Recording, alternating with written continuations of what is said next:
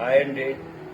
ఈరోజు కలంకాయల పప్పు చేస్తూ చూడండి ఇలా చేస్తాం. ఆరిన కలంకాయలు, ఆనియన్స్, ఎల్లుల్లిపాయలు, ఆరేడు ఉడకబెట్టిన పప్పు ఇది చూసారా. చూడండి పప్పు ఉడికింది.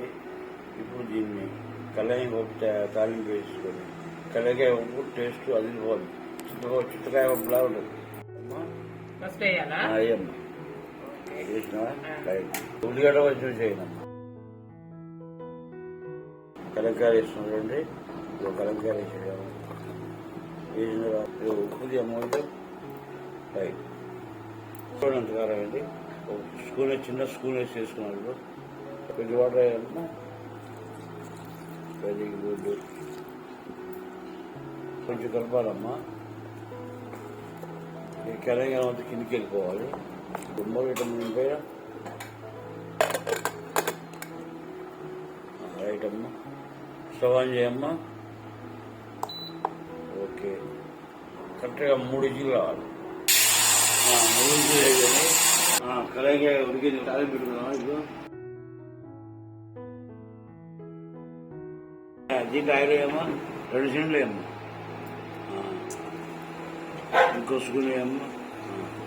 రైట్. జీలకర్ర వేయమ్మా. సరిపోదు. ఆవాలు వేయమ్మా.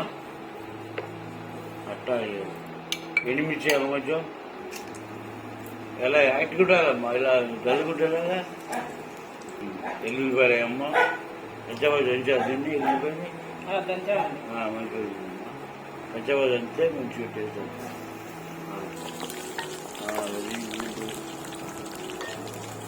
ఇంకా ఎర్రగా కడబాగి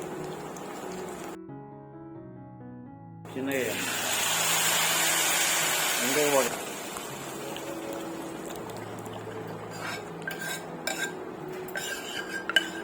కొంచెం కలవ మంచిగా మొత్తం కలవాలి. చాలేమ్మా. ఇక మొదలుడేమ్మా. ఈ ఆయిల్ అనేది పట్టాలి.